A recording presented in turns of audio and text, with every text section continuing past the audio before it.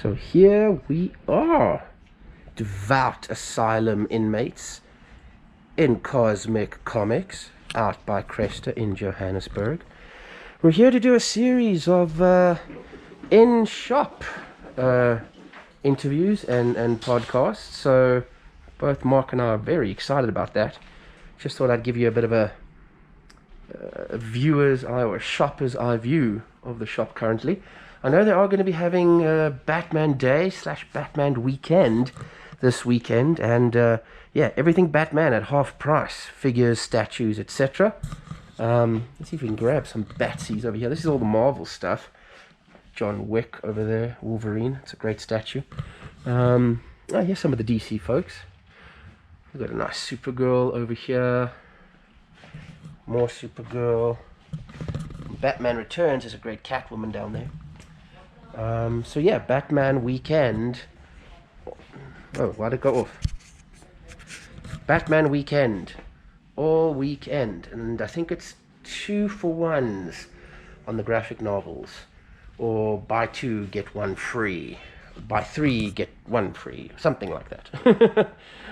But yeah, man, it's all going to be happening. So make sure you're here for Batman Day at Cosmic Comics. Mark and I are observing all the right COVID social distance things. We've got the masks on, trying to get as much footage as we can. We're excited about Batman Day, and look guys, there's Mark. What's up? And there's Shane doing the sale. Okay, we're getting ready to rock, take our first take behind the scenes. Yeah, so stand by for these. They're probably going to come fast and furiously.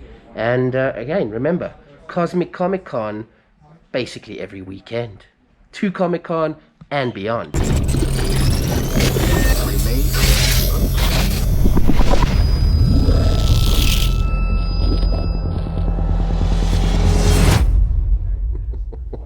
What's up, dude? Hey buddy, how you doing? Good, good. As you can see, our geographical location has changed. Ever so slightly. Yeah. Hi to all our fans over there. Oh, I hit the statue. That was bad of me. We're actually coming at you semi-live from Cosmic Comics here in, what is this area now? Blackheath. Yeah, it's Blackheath, Cresta-ish area. Yeah. Yeah, we were lucky and very fortunate enough that the folks here at Cosmic extended an invite to us in lieu of Comic-Con. That's the lead corner. up to it, the online Comic-Con. Yeah, 100%. I mean, all the comic book stores get on board and stuff and do some hype up to it. So, And unfortunately this year, as everyone knows, Comic-Con is not going to be at the Expo Center, and there's not going to be any foot traffic or anything like that. So the folks here came up with a great idea or concept of Cosmic Comic-Con, and asked us if we would get involved and help spread the word about Cosmic. And I mean, Comic-Con. like you said, DJ, every weekend here is like a Comic-Con pretty much. Yeah, man. I know we probably have a bias because they were kind enough to invite us here, but I still stick to my word that, you know, Cosmic Comics is one of the stores that is most balanced with, you know, you'll go to one store and they have like really big statues. Yeah. And then another store is really good with like trades and stuff. Correct. They literally have floors for everything here, you know, so they cover everything. So, Yeah. And also another side note to everyone, I don't know when this video will go out, but I'll just grab some in-shot GoPro stuff while we're talking, so the folks can get our perspective. I mean, we got the comics on the racks behind us, shelves and shelves of Marvel gallery, DC gallery stuff, pops. We got Mark over there. Mark. Some more comics. The guys are busy helping out customers in the store as we speak. More stuff over here, boxes on the floor. I mean, it's just nuts. Such a great atmosphere. But yeah, on that note, I mean, I don't know when we'll get this video out, as I was saying, but tomorrow, Friday and Saturday, Cosmic are doing Batman Day. It's universally Batman Day. I'm hoping we can get this out at least by the Friday to let folks know. Yeah, let's try. Yeah. But Cosmic will be having some awesome specials to get down here on all Batman related stuff. Yeah, so stuff like these statues. This is a great one from Batman the Animated Series, the classic over there. Probably GoPro him as well if we wanted to. Yeah. Let's do that. Oh, fine. I'll GoPro him. Look at that. Batman beat Taz, the animated series. Look, it looks like it's actually coming out at us. I mean, this is a really cool figure, and as Mark was saying, everything, this figure, action figures, statues. Yeah, I, as far as know, we could be stood to correction, but everything Batman related, they're going to have some kind of specials Yeah, on. and it sounds like it's going to be 50% off, so everything on those half price. I know that I think comics and the graphic novels, on Batman in particular, it's going to be something along the lines of like buy two and get a third free, or something along those lines, if I Again, remember. all this will be on their Facebook page and stuff, which you can double check in And on case ours, we'll we just- slip up a little. Yeah, 100%. We don't want to promise specials that don't exist. Yeah, and you know, while we're here in the store, if there are some customers that are willing, we'd love to grab one or two of them. Mark and I are going to try get out here on Saturday too and see if we can catch some folks, live in-store interviews, just trying to get their feel for what they like, what they're into, maybe even how they went down those sorts of paths. And if we've got time with Shane, Karen, Brandon, any of the guys here in the store, we'd like to sit them down and just, what is it like being in a comic store? What is it like working here? I mean, most people think it's the glamorous life. the dark side. You know, like, you have access to everything, so you naturally just have everything, and it's like for free for you or whatever. So it really isn't the case, and it'd be nice to just pick their brains on what it's like working in here, what it's like keeping this kind of an engine going. I know from my own personal experience, it every week was waves, or almost like roller coasters, where shipments normally came around Wednesdays, in my time anyway. Like Wednesday was shipment day religiously, or Thursday if the shipment was late. So like for those Wednesday, Thursday, you would just basically try to close the doors because you were so busy trying to sort through things, check stuff, make sure it wasn't damaged, make sure over the 2 days or 3 days that what was ordered was fulfilled. And then in that process was also trying to stock call orders, stock the shelves, just get everything out there in time for the normal natural weekend rush, Saturday, Sunday type thing. Then Monday was a little bit of a lull peak. Tuesday was kind of like, let's do what we needed to do. And in some cases, it sounds so rudimentary, but like prepare bags and boards.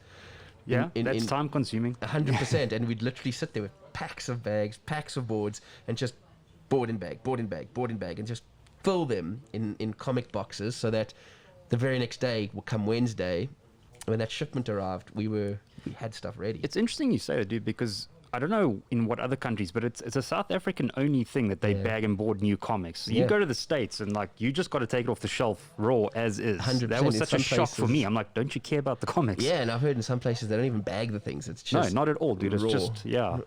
But what they'll do is they'll bag and board the back issues because they know those are squashed in boxes. And they're but going to be rifled through. all the new issues, like literally, I was like, and you have to pay extra for a bag and board. So we're lucky here in South Africa, just FYI. We are very, very, very spoilt and privileged. I don't know which store here probably came up with that idea, that initiative Interesting to find say, out, yeah. we're going to do this, bag and board our stuff. And it was probably like a unique differentiator for a while before all the other guys said, hey, that's how we have to do it. I mean, I Yeah. remember Nexus didn't even bag their board their stuff. They would bag it, but they wouldn't board it. So it's a unique thing, like you say. And for us collectors, if it's going to sit on the shelf and everything, you want it to be at least stationary, sturdy, firm on the shelf, Yeah. not dog-earing, bending over, whatever. Yeah, the and if case there's might be. anyone out there that like, any collectors that are strict on their, especially on grading and stuff, I mean, your chances, statistics of getting the comic in better shape with a bag and a board are there, Yeah, because standing on a shelf raw, for it to nick a corner or anything is, so Yeah. there's that too, so. Yeah, definitely, man. And so, folks, we're here. I know we would like to do some roaming through the aisles, just picking out things that catch our eye as we go. Shane was great enough to give us a quick tour in terms of what's new, what's just hit the stands. We can talk a little bit about that. I know they've got some extra statues, Iron Studios things in. So we would like to just grab some shots of that and discuss those too as part of this. So I think just bear with us. It's the first time we've done an in-store, out-of-studio, Yeah. full-blown thing, and some of the videos might just be, I think, mixes and mashes of roaming footage, sitting footage, interview footage, whatever the case. So we're might out be. here having fun. That's the important part. Yeah, and again, just thank you for having us. Thank you for the invite and bringing us into the world, I guess. Yeah, 'Cause, definitely. Yeah, loyal fans. We're passionate about comics and this industry, and it's just nice to actually be in the environment and do it from here. That being said, if any sweat beads are showing up on the camera, both Mark and I are sweating like hell. It's a warm, sunny day here in beautiful Joburg. It's definitely spring, that's for sure. Back with a vengeance. And yeah, man. So other than that, Yeah, there was. I know there was like one thing that I did want to cover that we actually haven't had time to sit down and delve into, and that was the passing of the Black Panther, Chadwick Boseman. yeah, That happened, I think, about a week or so ago, and a real loss, actually. no, 100%. And you know what's really hectic is, I mean, I don't know if you heard. Apparently, he had been battling it for 4 years. I think it was. I can't remember. It's some kind of cancer. I could be stood to correction. And he had been just silently battling it on his own. That is incredible. Especially going through like the rigorous schedule that the Avengers movies must have brought, and to still be battling or dealing with something like that. That's yeah, it's admirable, man. So very. And I do think it's sad because he did seem to have like a whole new generation of following and people looking up to him, and especially young little black kids, seeing like this hero. We know that Marvel heroes have existed for ages, but I think generation-wise, Black Panther was a big deal. 100%. And to credit to everyone that was involved in that movie, the way that they did it, the way that even right the way down to like musical selection, all of that. It was the perfect fit for that character, that movie. I thought that the African stylings that they brought through Wakanda was, us local, when I say local, I mean us folks on this continent, we see some of that and we instantly identify with some of the Maasai sort of tribal things from up in Kenya, our local sort of tribal things, patterns, colors, the weaponry in some cases, traditional weapons, just all of that resonated with us. I think a little bit more than maybe some of the other folks out there. Yeah, no, definitely. I don't know if you saw it. I know this might be super clickbaity, but I saw this article. I didn't read it. His name escapes me now, but he's some like hip hop rap artist. Man, he's got one of the like a few famous songs, but he claims that he's gonna like fund and build a real life Wakanda somewhere in Africa, which like it sounds like something Kanye would say. It wasn't him, man. Like I'll put his name up on the screen or the article. It's like on the tip of my tongue, but anyway. Part of the problem there is you need the tech to go along with it to make a Wakanda. But I thought, I mean, I know it's maybe too soon to talk about this, and you don't want to like milk the passing of his. You've always got to be sensitive on that. But I do think if they do something like that in Africa, it could be a really cool tourist attraction. Have like a tribute to, Chad. And it would be cool, like tourism for Africa, depending on how and where they do it. So it doesn't have to have the tech that you talked about, but like gimmicky stuff, like the museums and stuff have like Black Panther Museum. So I don't know if that's the idea, but I think it could be really cool. And it has to be in Africa. I mean, there's no sense in doing a Wakanda in Europe or something. It just doesn't feel fit right, I think. Yeah, but then, and I know, like I said, I know timing is a bit tricky, but, a lot of people are wondering how is it's going to, they've already, I don't know how much they've shot of Black Panther 2, but, and I don't know too much about Black Panther, maybe you can comment, but their natural progression is, I know at some point Shuri takes on the suit. She does, much, much further down the line. Yeah, but they might have to fast track that for the sake of the franchise now. It's because replacing him would just be, Yeah, I even saw some one or two articles around the whole Michael B. Jordan going in to take it over, and I just think that would be stupid and folly too. You can't have him as Killmonger now suddenly back from the perceived dead or whatever it is to assume the mantle. It wouldn't work for me. Shuri is the natural choice, Yeah. given her history in the comics.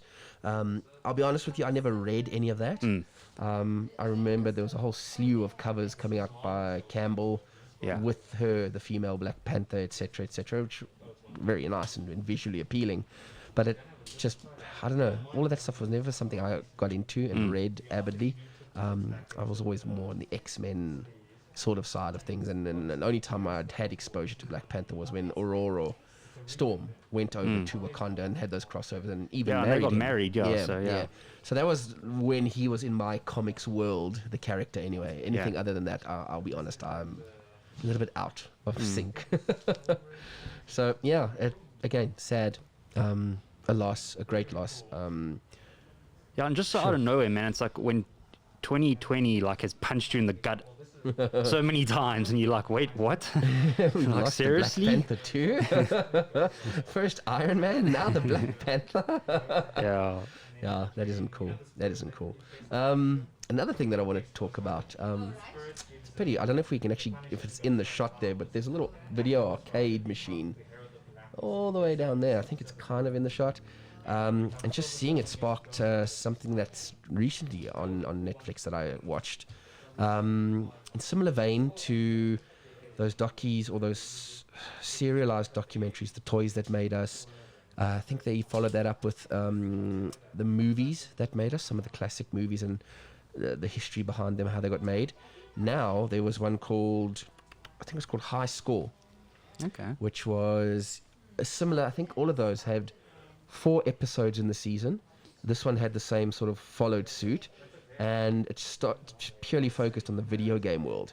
So it starts out on them talking about, I think it was like Pac-Man, Atari games, those kinds of things, how they formed, how they came to be, delving into when they had like the first like video game world championships, or back then they were like arcade world championships, getting everyone there behind these arcades and actually playing the games. Then it grew, like as the thing goes, it evolves into some of the other more modern games and things that just blew people's minds away. The console wars between Nintendo, Sega, Sony eventually coming into the fray a bit later on. The characters around there, especially those cartridge-based games that Nintendo was so famous for, right the way up to the last most frequent one they did was the whole Doom series and ID Games, or Blizzard. No, it is ID. Yeah, bringing Doom and the first 3D kind of first-person shooter, and how these guys came up with it, and behind the scenes to how they formed the company and all that sort of. You know, for someone who's not as much of a gamer as I once was, I mean, in my teens and 20s, heavily so, and more on the PC side. So those games, Doom, Quake, anything that was coming from Wolfenstein. ID, yeah, man, all of that was my stuff. So when they got to that, I was all in. And just Quick question: did you ever play a game called Pagan? no, I didn't actually. Like, I thought about it the other day. The game gave me like nightmares, but I played it for some reason. Like, it was like a Diablo-esque kind of like game where you ran around and like killed stuff. But like, I actually want to research sometime and see who released and stuff. I don't know why. Like these vague. It's like this pentagram is the, it's like so evil for me as a little kid. But anyway, I interrupted you. No, by all means. I mean, any of those things from our youth, nostalgia that just. There's also a shoots game images called in. Syndicate. I don't know if you played it. Syndicate was the shit. Those little 5 dudes that ran around. Loved it. And whenever you pick one, selected, and you get like all these armaments, upgrade them until eventually they're walking around with those little Gatling guns and they're just mowing people down. Loved Syndicate. Yeah. I did a revamp of it recently. I did hear about that, but I didn't like look too heavy into it. Also, I didn't play it, but it was in my mind, and always in the back. So get the latest one, get the revamp, check it out. And I just haven't got there. But man, I love that game too. Yeah, on that note, dude, I'm going to be a little bit impolite, but like I did release it on our Facebook page, but PlayStation's local prices have been released. I heard that. So yes. if anyone is living under a rock, the disc version 11,999 rand, Yeah. and the digital version, which obviously is discless, is Yeah. 9,999, 10 grand. It's going to set you back, and that's one remote in the console. I'm going to be honest with you. That is cheaper than what I thought. yeah, I did think it was going to be like 15 grand. So from all the chatter that I was hearing, I was also pegging it in that region. So cheaper than what I thought. I saw that they also released the pricing or indicative pricing on the Xbox, the new ones. Both the little boombox version and the bigger one. I like calling it the boombox version because it looks like that with that weird black. I don't know what they were thinking. My initial thoughts is, if you look at just pure aesthetic, I think Xbox have lost the war horribly. Yeah. It's just either a black tower or white something or other versus the sleek lines and colors and everything of the new PlayStation. They win, hands down. I mean, there's just something about that really appeals to me. Yeah, I watched a video, man. Someone made a really good point where a lot of times consoles are very square and they fit in a TV unit really well. And the Xbox, I think, to some degree will still do that. Okay, the big one maybe not, but unless you put it on its side in some way, shape, or form. But so what they said is the new PlayStation is not designed for that. It won't. It's got to be a center showcase piece next to your TV, 100%, with all its lights glowing, blingy and stuff. Yeah. So I think they went for two very different ideas. No, totally. And you can see it. It comes out in both. Again, I'm not really in that world anymore, but me as an outsider looking, if I was walking past shelves, the PlayStation would grab my attention first. And what's really interesting, man, it's quite, so I can't remember which version it was. I might have mentioned this, but what happened, I think it was the PlayStation 3 era. It was, again, same. Xbox were going to release a console, and they were. And what PlayStation did is they outweighted them, and then Xbox made their announcement, and then they literally went in like a few dollars cheaper.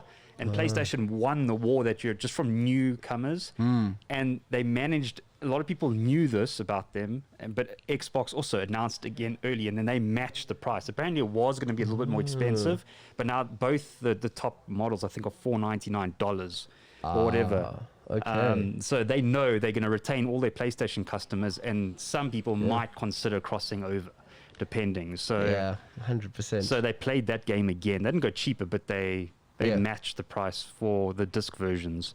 Crazy. Which I know if I got the money, I'll get a PS5. But it's gonna. I'm gonna have to wait it out a bit, man. There's a few statues that are higher up on your list right now. And surviving, that's higher up on my list.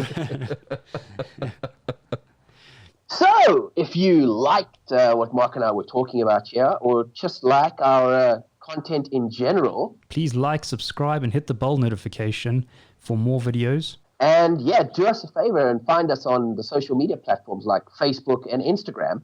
See you in the next video.